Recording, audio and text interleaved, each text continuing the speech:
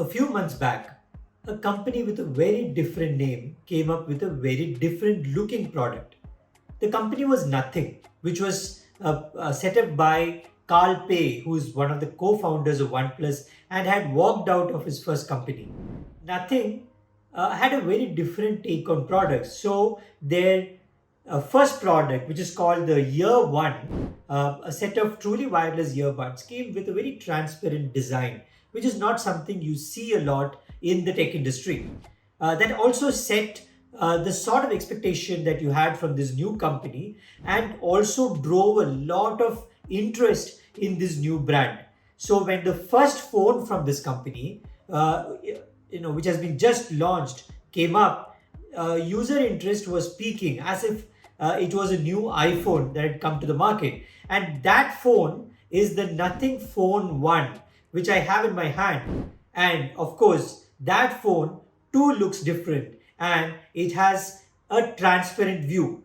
But what else is there that sets this phone apart? I will tell you, and that will help you make a decision on whether you want to be on the list to buy this phone.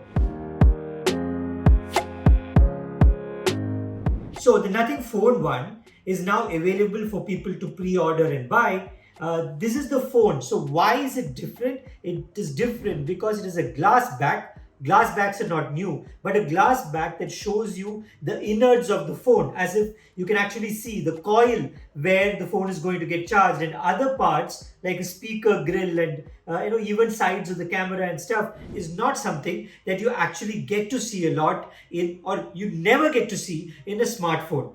Nothing has actually gone out of the way to ensure that it doesn't look like a mess inside. It's actually worked on how the inner panels are set up so that even though it's giving you an insight, it's not showing you too much and it's not showing you the ugly bits of what make a smartphone. So the Glyph interface lights up when you get an incoming call or you have an incoming message, and you can even set it up to have different messaging or different interfaces pop up when you get calls from a specific person, so it can be fine-tuned to a specific contact. It also lights up according to the music, though I could not get that feature to work. But what I really like is also when you say hello Google, is also when the Glyph interface lights up. Hey Google.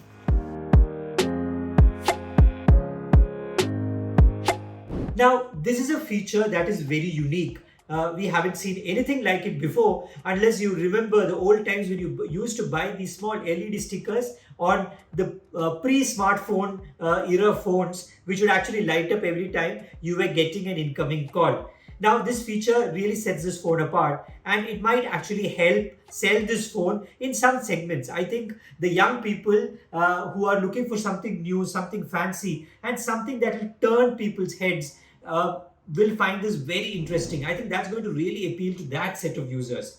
I'm not sure that somebody like me will buy a phone just for this, but overall, I think that is something that is really new in the smartphone segment, and this is something that people will actually want to try out at least once. Other than that, what else is different in the phone? The phone offers you a very simple user interface, which is as close to a stock Android as possible. But that does not mean that it does not come with its own tweaks. In fact, Nothing has done a good job of bringing in some customization, a very interesting design layer, which again makes this phone feel unique, but does not overburden it with a lot of bloatware as we are used to in many Android phones. But one thing you have to be mindful about is the fact that this is in the end a mid-level phone with a mid-level processor. This does not have an 8 series Qualcomm processor. It has a very good processor, but it's a mid-level processor. It cannot do everything you would expect a flagship to do, but that also means has a mid-level price, though in the upper band of the mid-level price. That is something you should be mindful about. If you think this is a flagship phone and will end up buying this like a flagship phone, you will not be able to use it like a flagship phone all the times. That said, in the week or so that I've used this phone, I've not really faced any issues with this thing. It is pretty stable and it works on most of the things. There is one more aspect which I find a little bit unique, and those are these two cameras. For an Android phone with this pricing, you're usually expecting it to have three cameras. Nothing has decided you really don't need three cameras, two are good enough. So it has two 50MP cameras, one which is a regular focal length and another which is a wide angle. The camera is pretty decent, the results are good, the software is easy to use, and overall I like that bit about this phone.